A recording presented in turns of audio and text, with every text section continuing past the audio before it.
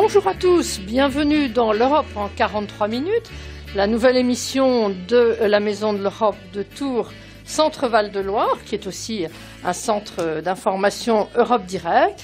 Et j'ai le plaisir aujourd'hui d'être très bien entourée par deux juristes. Alors d'abord, monsieur Abdelkalek Beramdam. Bonjour monsieur. Bonjour madame. Merci beaucoup d'être là. Donc je rappelle que vous êtes professeur émérite de droit de l'Union européenne à l'Université de Tours.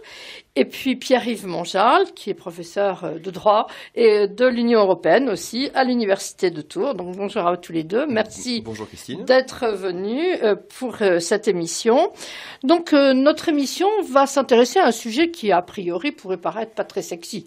Mais c'est un sujet essentiel, on le sait bien dans nos vies quotidiennes. Le budget, dans nos vies familiales ça compte, dans nos vies municipales ça compte aussi, national aussi. Alors, pourquoi pas l'Europe? Pourquoi pas le budget européen? Et en ces temps difficiles, eh bien, nous avons décidé de parler un petit peu de ce budget. Alors, dans un premier temps, eh bien, on va regarder tout bêtement ce budget, comment il fonctionne, comment il est fait, quelle somme ça couvre. Alors, Pierre-Yves, peut-être, pour commencer? Oui, merci. Bon, je suis ravi de participer à ce nouveau format d'émission et de revenir pour effectivement parler de ce budget de l'Union européenne. Alors, on peut peut-être commencer par rappeler que le budget de l'Union européenne, comme le budget français d'ailleurs, est toujours adopté quelques jours avant la prochaine année civile. Pour nous et pour l'Union européenne, le budget commence le 1er janvier. Et puis, pour le budget 2021 de l'Union européenne, ce budget a été adopté le 17 décembre 2020. Alors, notamment par le Parlement européen qui joue un rôle très important. Un peu plus de 140 voix pour sur les 705 députés. Bon. 540, pas 540. 540. Oui, pardon, 540 voix. 540 voix, c'est ça. C'est quand même important. Ah oui, c'est quand même important. Bon, et puis, alors, en termes de chiffrage, pour le moment, je donne des chiffres arrondis. On va avoir un budget de l'Union européenne qui va s'établir à 165 milliards d'euros pour l'année 2021. Voilà pour les tout premiers éléments, la date. Il est entré en application dès le 1er janvier, bien entendu. Et donc 165 milliards d'euros pour l'année 2021 pour nos 27 pays. Alors ça, c'est un chiffre plutôt de fonctionnement, d'engagement de l'Union européenne.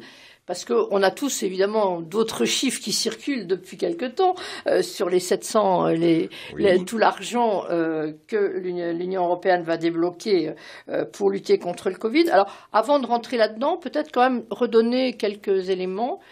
Est-ce que le budget européen, il y a des gros changements d'une année sur l'autre? Est-ce qu'il y a des budgets qui sont vus à la hausse, par exemple? Est-ce que vous pouvez nous donner un ou deux exemples? Oui. Alors, on en reparlera sans doute tout à l'heure. On verra que, en réalité, ce budget annuel s'inscrit dans une enveloppe globale qu'on appelle le financement pluriannuel de l'Union européenne. On va y revenir. C'est sur 7 ans. Bon, cela dit, effectivement, chaque année, ça fait l'objet de négociations entre le Parlement européen, la Commission qui initie le budget et qui souhaite toujours, évidemment, parfois augmenter certains postes de dépenses. Mais en bout de course, ce sont quand même les États qui vont avoir le dernier mot et tous ne sont pas toujours partisans d'augmenter, même parfois, ce qui peut nous sembler marginal, certains postes de dépenses. Alors, d'une manière générale tout de même, sur les budgets de l'Union européenne, on est toujours à peu près depuis 7-8 ans sur ce chiffrage, c'est-à-dire grosso modo entre 160 et 170 milliards, guère plus, et il peut y avoir des petites augmentations. 1 ou 2% d'augmentation à peu près tous les ans. Tous les ans, il y a, c'est vraiment très très limité. Très limité. Un peu l'inflation, un peu plus que l'inflation. Oui. On est sur des augmentations mineures et avec parfois quand même une petite revalorisation. Ça va être surtout pour l'agriculture et puis surtout, mais on en reparlera peut-être tout à l'heure aussi, pour le programme Erasmus qui a pas mal augmenté. Alors surtout pour le cadre pluriannuel pour les 7 ans à venir. Mais ça, Erasmus, c'est quand même tellement un des grands succès de l'Europe qu'on imagine mal qu'on baisse véritablement le budget d'Erasmus. Alors, ce sont des chiffres très importants, bien entendu, quand on les entend. Maintenant, il faut les comparer avec ce qui est comparable par rapport au budget des États, de certains États. Par exemple, le budget français ou le budget américain. Comment on se situe là devant ces budgets? Alors, en termes de comparaison, je commence, et mon collègue sans doute interviendra aussi après. En termes de comparaison, je pense qu'il faut peut-être faire une précision qui me semble importante. L'Union européenne n'est pas un État. Faut pas oublier ça. Ça reste une organisation intergouvernementale. Alors on pourrait sans doute développer largement la question de la singularité, bien entendu, de cette organisation intergouvernementale, mais c'est pas un État. Et donc la comparaison, je vais quand même donner des chiffres de comparaison, mais la comparaison avec les États, comparaison n'est pas raison. Donc on va constater de très grands écarts, mais qui correspondent, je dirais, à la nature des choses. Alors, à titre de comparaison, et là on va voir que l'écart est immense, si on prend l'exemple du budget français, j'ai retrouvé les quelques éléments chiffrés, on va être à peu près sur un budget de dépenses en France pour l'année 2020 qui va se situer environ à 350 milliards d'euros. Je rappelle que le budget de l'Union, c'est 165 milliards. Hein. Donc on est à 350 milliards. Beaucoup plus impressionnant, à la rigueur, ça va être le budget japonais, qui est d'ailleurs, depuis 1945, le deuxième plus grand budget au monde. Il dépasse les 1000 milliards annuels de budget. C'est 1100 milliards pour cette année. Et puis, alors, le record absolu, là aussi, et depuis 1945, le budget américain est le budget étatique le plus important au monde. Pour cette année 2021, il se chiffre à 3500 milliards d'euros, dont 650 milliards d'euros pour la défense. C'est-à-dire 3 fois plus que notre budget de l'Union européenne. Alors voilà, donc il y a des écarts extrêmement importants, mais comparons ce qui est comparable. Mais au titre des organisations intergouvernementales, l'Union européenne est celle qui a le budget le plus important, comparé à l'ONU, comparé à l'OMC par exemple. L'Europe en 43 minutes sur RCF Touraine. Merci d'écouter l'Europe en 43 minutes avec Abdelkalek Behamdam et Pierre-Yves Monjal, donc une émission consacrée au budget européen. Alors on vient de voir que le budget européen est beaucoup plus faible, bien sûr, que le budget français, que le budget américain, c'est évident.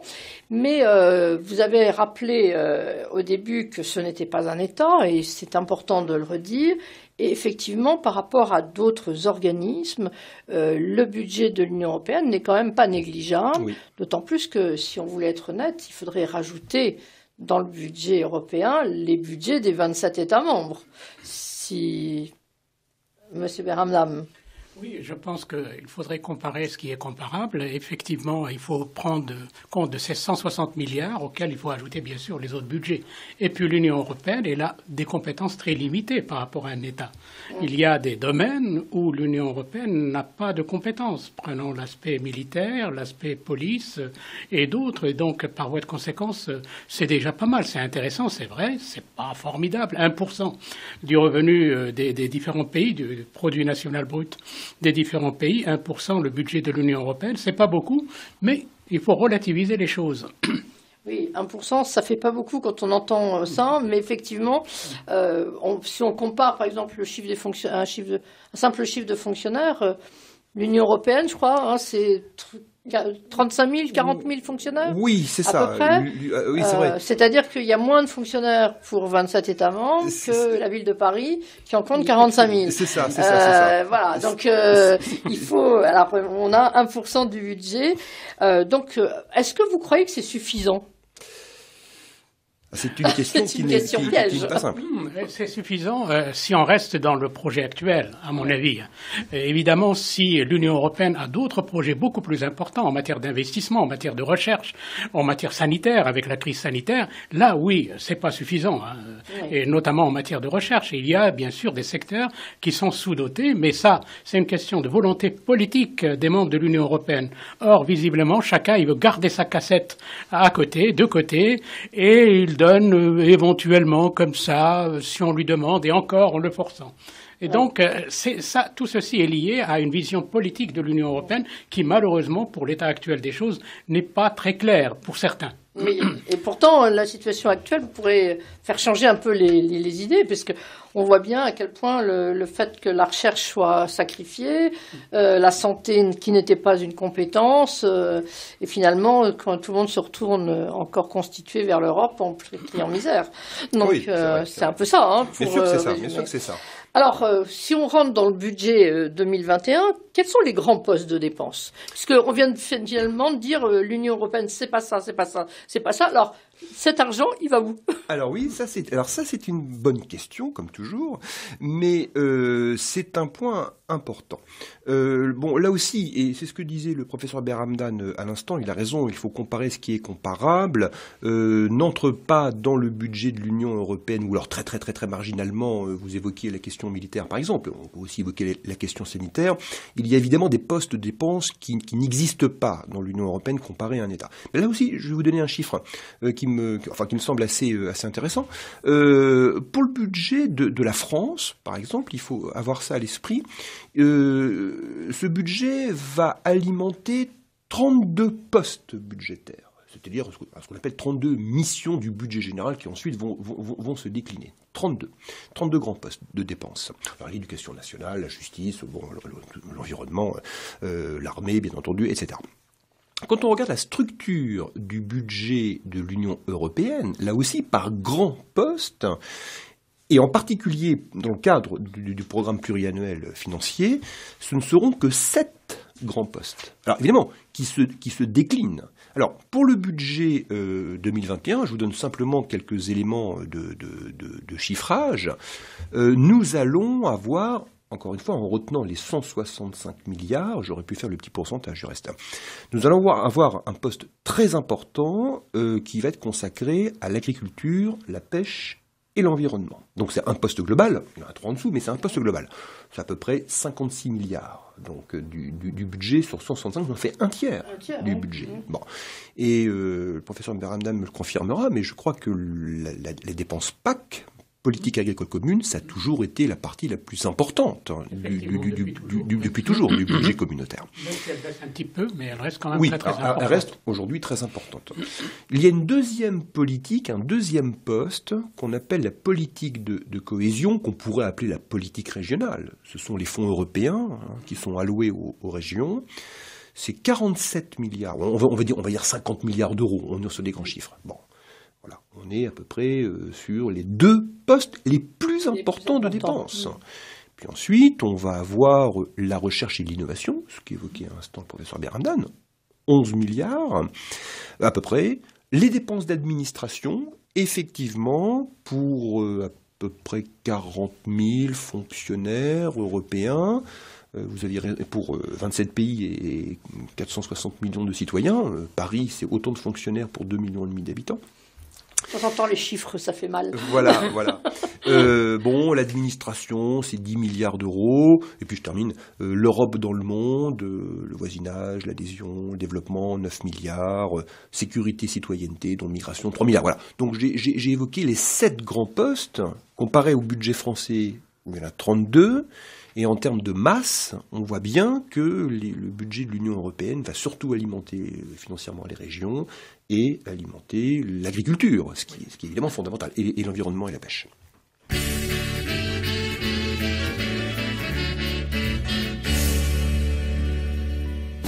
Dans Trait d'Histoire, chaque samedi après-midi, les grands événements reprennent vie sur RCF. Éric Godaillé vous propose de revivre une année, un événement historique, ou de suivre la vie mouvementée d'une célébrité à l'aide d'illustrations sonores et de chansons d'époque. Trait d'Histoire le voyage dans le temps débute ce samedi à 16h. Ce dimanche, Thierry Lyonnais vous invite à découvrir un nouveau visage. Ils sont artistes, scientifiques, aventuriers ou écrivains, engagés dans la vie politique, dans l'action humanitaire ou professionnelle reconnue. Ces hommes et ces femmes sont tous des passionnés qui partagent leurs souvenirs et leur quotidien. Visage, c'est ce dimanche à 19h. RCF dans le Lochois, 105.7 et en direct et à la demande sur rcf.fr. RCF, l'Europe en 43 minutes. Nous revenons à l'émission L'Europe en 43 minutes avec le professeur Abdelkalek Behamdan et le professeur Pierre-Yves Monjal. Et nous nous intéressons donc au budget. Alors on vient de voir les grands postes avec la part très importante de l'agriculture. Moi j'ai une petite question toute simple, mais finalement comment il est voté ce budget? Parce que c'est très réglementé quand même. Oui. Alors, c'est un budget comme tous les autres. En fait, il y a les recettes et les dépenses, tout simplement. Hein. Il n'y a pas de miracle. Il n'y a pas de miracle. J'espérais que vous alliez me dire ça. Les recettes, eh bien, le Parlement n'a pas beaucoup de pouvoir. En fait, c'est une décision qui est prise par le Conseil et qui est votée par les différents parlements nationaux. Donc, s'agissant des ressources, dont on va parler de leur contenu, ça, c'est les États qui décident. D'accord. S'agissant des dépenses, il faut savoir qu'il y a deux niveaux. Il y a ce qu'on appelle les dépenses sur plusieurs années, le programme sur 7 ans des dépenses, et ça, c'est depuis 1988. On fixe un plafond de ces dépenses en accord avec le Parlement. Et là, en principe, c'est le Conseil, c'est le Parlement. Et puis, il y a le budget lui-même, qui est le budget annuel, qui est voté annuellement en respectant justement ce cadre financier de 7 ans. Donc, en le respectant, et comment ça se passe? C'est assez compliqué, c'est une procédure assez longue, en plusieurs phases. Disons que, pour simplifier, pour le commun des mortels, il y a une première lecture, c'est-à-dire il y a le Parlement qui se prononce et le Conseil qui se prononce. Alors, ils sont d'accord ou ils ne sont pas d'accord. S'ils ne sont pas d'accord, il y a une commission qui se réunit et qui votent. Et au bout du compte, s'ils ne sont pas d'accord, c'est-à-dire le dernier mot, véritablement le dernier mot, est au Parlement européen qui peut refuser le budget, on va lui présenter un autre, mais à des majorités très renforcées. Il peut refuser à la majorité des membres du Parlement, mais il peut aussi, si le Conseil n'est pas d'accord, il peut voter en tout à fait le dernier mot, mais alors là encore, à une majorité très renforcée, il faut qu'il y ait la majorité des membres du Parlement, plus, dans cette majorité des parlements, 4/5 des suffrages exprimés. Donc vous voyez, c'est quand même difficile. Mais au bout du compte... Ça arrive, ça? Non, ça n'arrive pas. En général, on arrive à 100 ans. Ils arrivent à se mettre d'accord avant d'arriver à cette extrémité, d'accord. C'est ça. Voilà pour les dépenses. Oui, pas dépenses. Alors, sur proposition de la Commission, toujours. Toujours, bien sûr. C'est la Commission qui... Et le Conseil, c'est bien sûr le Conseil des chefs d'État et de gouvernement. Non, c'est le Conseil de l'Union. C'est le Conseil des ministres. Conseil de l'Union. Conseil des ministres. Voilà. Pour ça, je voulais qu'on précise bien parce que c'est toujours un peu difficile dans les institutions européennes. Alors, ce budget, il faut évidemment l'alimenter. C'est comme tous les budgets, il faut bien que l'argent vienne de quelque part. Alors, qui alimente? Où on prend l'argent? Parce que, quand même, il n'y a pas d'impôt européen. Hein? Alors, enfin, il n'y a pas un impôt libellé comme ça. Alors, c'est un sujet très intéressant. Déjà, le mot impôt n'existe pas. N'existe pas, voilà. Pour une raison toute simple, l'impôt est lié à l'État. Oui, et donc, la notion d'impôt n'apparaît pas. Mais on utilise d'autres mots, mais le fait est là. En fait, pour l'instant, on n'a pas véritablement un impôt, c'est-à-dire qui engloberait tous les impôts. Parce que pour l'instant, il faut savoir que pour la TVA, ça se décide au niveau de l'Union européenne. En revanche, tout ce qui est impôt sur les revenus, y compris les sociétés, eh bien là, c'est les États. Et donc, il y a un problème. En fait, il faudrait arriver à harmoniser ces impôts sur le revenu et sur les entreprises, mais cette harmonisation ne peut se faire qu'à l'unanimité. Donc, accord politique des États. chose qu'on n'a pas. Donc tout dépend d'une volonté politique. On peut y arriver, mais à mon avis, c'est pas pour tout de suite. Oui, c'est ça. Tout à fait. Il n'y a pas d'impôt européen pour aller dans le sens de ce qui vient d'être dit, identifié comme tel, qui pourrait effectivement être un impôt sur le revenu. Alors, on va prélever à quel pourcentage du revenu? Ça, c'est impossible de le définir. Bon. Et alors, l'argument consiste à dire que comme il n'y a pas d'impôt européen, comme il n'y a pas de consentement à l'impôt, ce qui est un oxymore, le consentement à l'impôt, hein, je consens à une obligation de me démunir de mes ressources. Bon, enfin, passons le sujet. Oui, parce que je ne peux pas faire autrement. Non, mais ça, c'est une construction très théorique. Bon, il faut bien que nos dirigeants aient le sentiment d'avoir un comportement moral, alors que parfois certains peuvent vivre l'impôt comme un pillage, entre guillemets. Bon, n'exagérons pas non plus.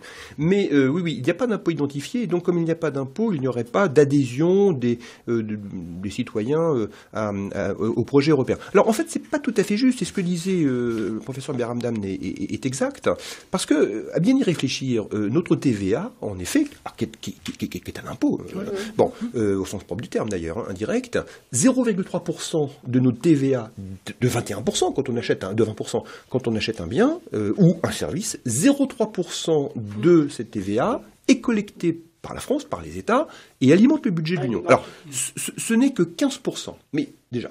Et puis, surtout, l'essentiel des ressources du budget de l'Union européenne, à plus de 75%, c'est ce qu'on appelle les contributions des États. C'est-à-dire que la France va faire un chèque de 21,5 milliards d'euros pour 2021, l'Allemagne un peu plus, en fonction des capacités des uns et des autres. Mais ces contributions, c'est bien le résultat d'un prélèvement qui a été fait sur nos revenus, sur la TVA, sur...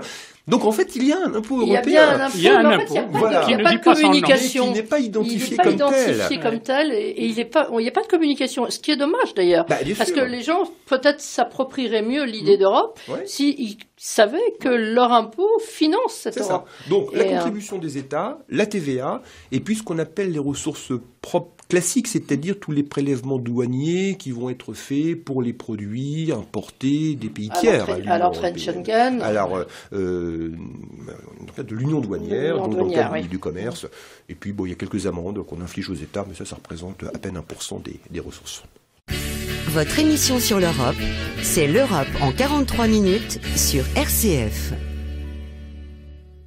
Nous revenons à l'Europe en 43 minutes avec Abdelkader Beramdam et Pierre-Yves Monjal sur le budget. Donc on va consacrer quelques minutes peut-être à quelque chose qui paraît peut-être un peu compliqué, mais justement je compte sur eux pour nous rassurer. C'est le cadre financier pluriannuel.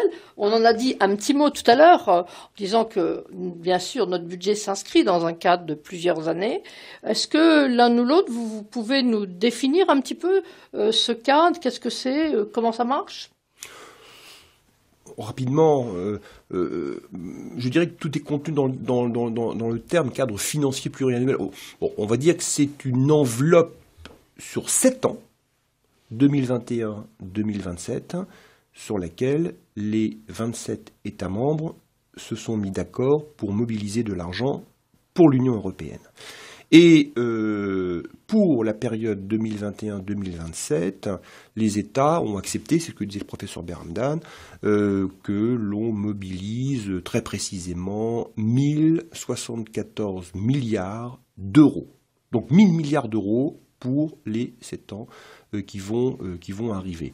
Et c'est à l'intérieur de cette grande enveloppe sur laquelle les États se sont mis d'accord que l'on va tronçonner annuellement le budget, auquel s'ajoutent à ces 1000 milliards 750 milliards d'euros 750 milliards, supplémentaires. Je savais bien qu'on allait y venir. Voilà, c'est le fameux plan de relance qui a été proposé par la Commission, qu'on appelle Next Generation EU. Donc, pour sortir un petit peu de cette impasse Covid et de financer des programmes de recherche. Et ça, c'est un emprunt commun qui a été effectué. Oui, dans ces 750 milliards, il vient de sortir une proposition de règlement expliquant un peu les détails de ce plan de relance Covid, Next Generation European Union. 750 milliards, en fait, il y a moitié-moitié. Oui, c'est moitié-moitié. Il y a une moitié qui est destinée à des subventions qui sont données aux États en fixant selon un programme quand même. C'est pas donné distribué comme ça. La Commission a établi un programme et les États doivent faire ces dépenses dans 6 ou 7 secteurs donnés. Il y a donc des subventions, des aides, et puis il y a des emprunts. C'est-à-dire l'Union européenne emprunte et donne en quelque sorte, les États lui empruntent. Oui, donc moitié-moitié sur les 750 milliards. Oui, c'est ça. Ça représente quand même un énorme progrès de la vie communautaire. Pour la première fois, les États ont décidé de faire un emprunt commun. C'est quand même assez... Oui, c'est très très important, d'autant que les Allemands n'en voulaient pas, parce qu'ils se disaient, c'est nous qui allons payer, parce que les autres, ils n'ont pas payé. Et d'ailleurs, on entend déjà dès maintenant, est-ce qu'il ne faut pas effacer cet emprunt, enfin la dette en quelque sorte future même. Bien sûr. Oui. Alors, pour revenir à mon cadre financier pluriannuel, alors 1000 milliards, moi j'ai du mal à réaliser ce que ça fait, mais enfin ça fait beaucoup. 1000 milliards, qu'est-ce qui est prioritaire dans les 7 ans? Parce qu'on voit bien chaque année que ça se décline, mais est-ce qu'il y a des grandes thématiques qui sont prioritaires? Oui, il y a des grandes thématiques qui vont être prioritaires. Il y a la question environnementale, le fameux Green Deal. Le Green Deal. Alors là, on est plutôt sur 10 ans, mais ça embrasse évidemment les 7 ans qui arrivent. Grosso modo, sur 10 ans, c'est 1000 milliards d'euros qui vont être au total dépensés. Alors ça ne s'ajoute pas, c'est pas en plus, mais c'est compris dans l'enveloppe. Ça, c'est une grande priorité. On a aussi une autre grande priorité, c'est la lutte contre les migrations illégales, la défense et la sécurité, et le programme Erasmus+. Donc, c'est ça les grandes priorités. Et en fait, ce 1000 milliards pour les 7 ans devrait alimenter à peu près, en plus, 40 programmes de dépenses supplémentaires. Donc c'est quand même quelque chose comparé au programme précédent qui est beaucoup plus structuré, un peu plus ambitieux, qui est priorisé. Alors l'environnement, on l'a dit, bien entendu les 750 milliards, dont effectivement, vous avez eu raison de rappeler ça, 350 milliards d'emprunts qui vont être remboursés. Voilà. Comment? Mais en tout cas, mis dans le pot commun. Donc voilà les grandes priorités qui sont prévues. Alors, peut-être un petit mot pour finir là-dessus, on a tous entendu parler des taxes, par exemple la taxe carbone, la taxe GAFA. Est-ce que ça fait partie de ces objectifs du plan, du cadre financier? Oui, parce que, je dirais, à dépenses nouvelles, recettes nouvelles. Donc on va avoir notamment des taxes sur les produits plastiques qui seront collectés au niveau des États. On va avoir également la taxe GAFA qui devrait se mettre en place à partir de 2023, qui va consister au fond à prélever, à taxer le chiffre d'affaires de ces grandes entreprises, mais alors qui nécessite un accord politique de haut niveau de ce point de vue-là. Voilà. Notamment les grandes priorités et aussi la mise en place du prix du carbone sur les importations de certains biens en provenance de l'extérieur de l'UE, ce qu'on appelle le mécanisme d'ajustement carbone. RCF, l'Europe en 43 minutes. Nous revenons à l'émission L'Europe en 43 minutes avec les professeurs Abdelkalek Beramdan et Pierre-Yves Mongeal. Et donc nous parlons du budget et il reste à voir un grand sujet parce que on est tous au courant plus ou moins, mais le budget, on a vu certains pays, par exemple la Pologne, la Hongrie, qui avaient l'air de tourner un peu autour du pot, qui voulaient pas de ce budget, qui se sont fâchés pour bloquer l'adoption de ce budget. Alors pourquoi ce blocage ? Alors, c'est une vieille histoire, en fait. La question de la Pologne et de la Hongrie, c'est 2 pays qui ne respectent pas l'état de droit dans l'Union européenne. Or, l'état de droit, c'est le fondement même, avec le marché commun, le marché unique, comme on dit maintenant, les fondements, les 2 mamelles de cette construction européenne. Or, ces 2 pays, ils disent, nous n'avons pas tellement besoin de respecter ces droits fondamentaux. Ce qui fait, il y a des procédures qui ont été engagées contre ces 2 pays qui existent, un pays qui ne respecte pas les droits fondamentaux, il y a un article, l'article 7 du traité sur l'Union, on peut les sanctionner.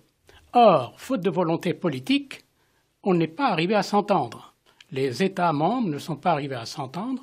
Alors, on a pensé à un mécanisme de substitution qui a démarré en fait dès 2018, ce mécanisme de substitution. On a dit, eh bien, on va frapper à la caisse. C'est-à-dire, ces pays ne respectent pas les droits de l'homme. On va leur dire, écoutez, vous voulez de l'argent de l'Union européenne, eh bien, il faut respecter l'état de droit. Donc, conditionner les subventions et l'aide, en gros, de l'Union européenne au respect de l'état de droit.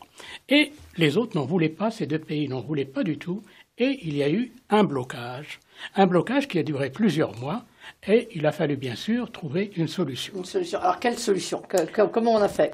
Alors, la solution, c'est Mme Merkel qui l'a trouvée. En fait, lors du sommet européen de décembre 2020, il y a eu une déclaration qui a été intégrée dans ses conclusions, dans un chapitre précis concernant justement ce fameux plan de relance, mais en fait qui a une vision beaucoup plus globale. Et dans cette déclaration, on a essayé de trouver un compromis. En fait, c'était un compromis, peut-être même une compromission concernant l'état de droit. Et d'ailleurs, le Parlement européen, juste le lendemain même de l'adoption de ce règlement sur la conditionnalité, il a voté une résolution disant de façon diplomatique qu'il n'était pas d'accord avec le Conseil européen sur cette affaire. Alors, qu'est-ce que ça change? Finalement, quelles sont les conséquences de cette affaire de la conditionnalité, du versement des aides et de ce compromis? Quelles sont les grandes conséquences? Alors, les conséquences sont très très importantes. Je dirais elles sont de deux ordres. D'abord, il y a le système lui-même du fonctionnement des institutions qui est plus ou moins bouleversé. En fait, une remise en cause, sans le dire, du système de fonctionnement de l'Union européenne. Et puis le deuxième point que nous développons un peu plus tard, c'est la question de la conditionnalité même. Parce qu'on a créé un mécanisme justement pour censé sanctionner ces pays. En réalité, ce mécanisme lui-même est conditionné, au point tel qu'on peut se demander s'il est opératoire. Alors, s'agissant du fonctionnement des institutions qui est perturbé. Alors, il est perturbé, pourquoi? Parce que le Conseil européen, d'après les traités, il se contente de donner les indications, les impulsions nécessaires, les grandes lignes. Ouais. Mais il n'a pas de pouvoir législatif. C'est pas lui le législateur. Et non, c'est le Parlement. C'est le Parlement avec le Conseil des ministres. Or là, le Conseil européen, dans cette déclaration, précisément, il s'est contenté comme un législateur. Et donc, non seulement il a dit « vous devez faire ça », mais en plus il a posé des conditions. Alors, je vous les cite parce que le temps nous est compté. Il a posé 10 conditions pour que ce mécanisme soit enclenché, pour le mettre en route. 10 conditions, mais qui se rajoutent les unes les autres. Ah, c'est pas une sans l'autre, c'est 10 que j'ai énumérées. Oui. Alors, la première, il a dit, eh bien, ce mécanisme doit respecter l'identité nationale et constitutionnelle de chaque pays. L'identité nationale et constitutionnelle, bon, c'est-à-dire la Pologne et la Hongrie, on va respecter leur identité constitutionnelle. Deuxième condition, ce mécanisme doit faire le lien entre la violation de l'état de droit et l'atteinte au budget. Il faut qu'il y ait un lien direct, exclusif entre la violation de l'état de droit et l'atteinte au budget. Ça se corse. Oui, ça se corse. Il a rajouté autre chose. Eh bien, la Commission doit fixer des orientations, par exemple. Et la Commission doit fixer au préalable des orientations pour dire aux États le mode d'emploi, ce que vous devez faire. Plus, autre chose, il a dit que ce mécanisme est simplement subsidiaire. Alors c'est un mot, dans le jargon européen, ça veut dire on utilise d'abord le reste et ce n'est qu'après, si vraiment on n'y arrive pas, on utilise ce mécanisme. Donc ça n'intervient qu'en dernier recours, en dernier ressort. Donc là, il y a cet aspect-là. Autre condition, mais il y en a tellement. Et le plus grave encore, qui est dit dans ces 10 conditions, c'est que ça ne concerne la simple constatation d'une violation, je cite, simple constatation de l'existence d'une violation de l'état de droit ne suffit pas à déclencher le mécanisme. Vous violez l'état de droit, ça ne déclenche pas. Pire encore, ça ne concerne pas ce qu'on appelle les défaillances généralisées. Ça, c'est la jurisprudence de la Cour de justice. Ces pays ont été condamnés pour défaillances généralisées. Ces pays, que ce soit la Pologne ou la Hongrie. Et donc, sans compter, ils ont rajouté aussi une autre chose pour que ce mécanisme soit enclenché, ce qu'on appelle une clause de frein d'urgence. Le frein d'urgence. Alors on me dirait, c'est quoi cette clause frein d'urgence? Eh bien, quand la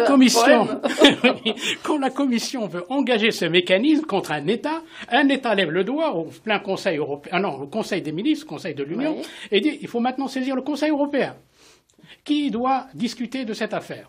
Donc, on saisit le Conseil européen, et ce n'est qu'après avoir débattu de la question, etc., eh bien, éventuellement, on peut appliquer ce mécanisme. Autant dire qu'ils n'étaient pas d'accord avant, comment ils pourraient l'être après. Oui, on a du mal à imaginer. Ouais, hein. Même sans être juriste, qui est mon cas, je me dis qu'ils se sont vraiment tirés une balle dans le pied, là. Ils ont posé tellement de conditions, ce n'est que les conditions essentielles que je vous ai citées là, pour l'enclencher ce mécanisme dans cette déclaration, le Conseil européen, les chefs d'État et de gouvernement.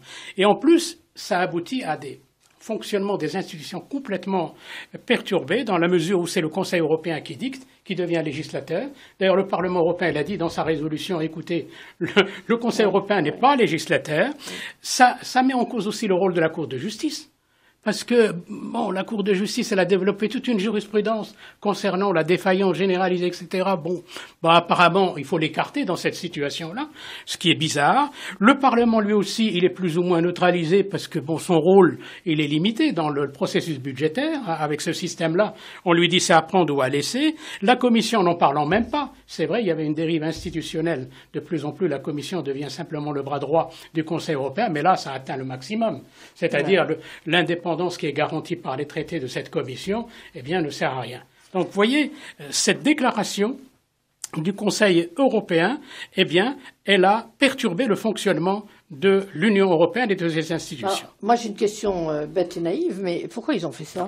Parce que c'est quand même hallucinant. Quand je vous entends, je me dis, mais enfin, c'est impossible. Ça sert à rien. Ça sert à rien peut-être, mais parce que ça, ce n'est que la phase 1 dont je vous ai dicté. Parce que je suis anéanti, là. Parce qu'en réalité, ça, c'est ce qu'a dit le Conseil européen. Il a fixé les grandes lignes, il dit, vous devez faire ça, faire ça. Mais après, on a adopté justement le règlement sur la conditionnalité. Mais le problème, ce mécanisme qui est mis en route par ce règlement sur la conditionnalité est tellement compliqué, alambiqué, long, qu'on se demande s'il peut aboutir.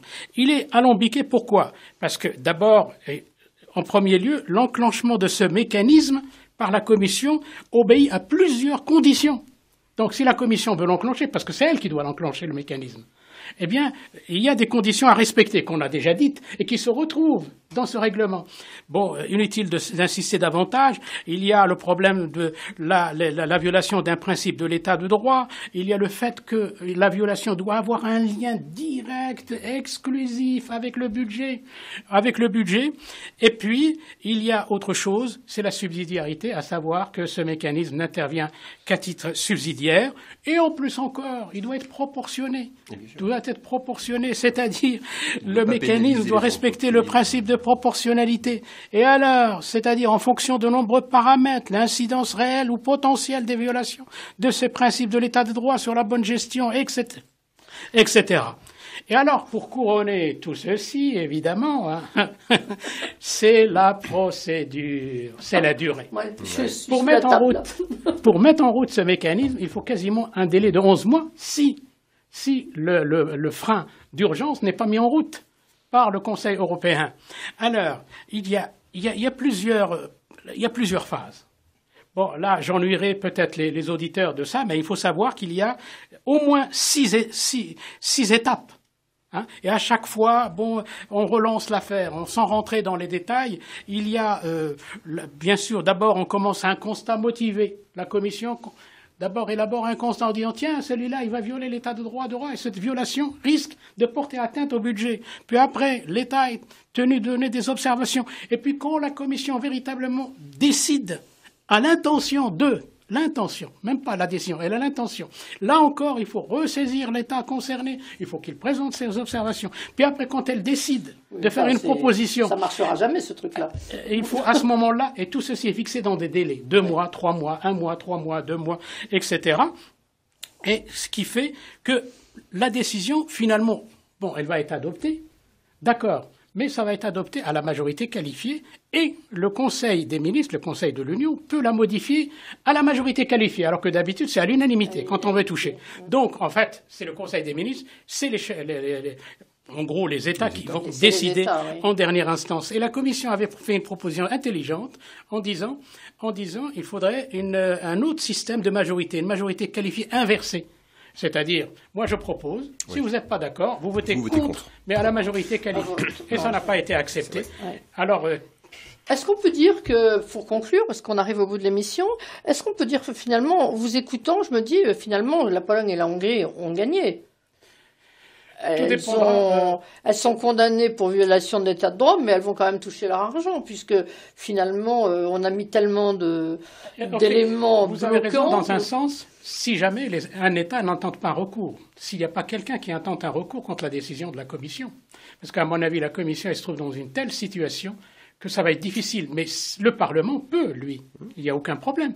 Le Parlement peut intenter un recours. En fait, en réalité, derrière tout ce blabla, il y avait le feu dans la maison, on a dit on ne peut pas le résoudre nous, on va voir ça avec la Cour de justice, c'est à elle de se débrouiller. D'accord, écoutez, merci beaucoup. Nous arrivons au bout de cette émission consacrée au nerf de la guerre, au nerf de l'existence, avec tout ce que vous venez de nous dire qui nous montre qu'on est quand même dans une structure très très tatillonne, qui se tire parfois des balles dans le pied, mais qui gère aussi beaucoup d'argent, qui a fait la preuve aussi d'une certaine efficacité dans la crise que nous venons de traverser. Et finalement, l'Europe avance souvent dans les crises, on le sait bien. Donc espérons que cette affaire va nous faire tous réfléchir sur ce que nous voulons vraiment pour l'Europe, cet état de droit, est-ce qu'on y tient vraiment ou pas. Donc je vous remercie tous les deux. Donc je rappelle qui vous êtes. Abdelkalek Berhamdan, vous êtes professeur émérite de droit européen à l'Université de Tours. Et puis Pierre-Yves Mangeal, vous êtes aussi professeur de droit européen à l'Université de Tours. Et je vous dis à très bientôt et merci à tous. Bonne semaine. Merci. Merci.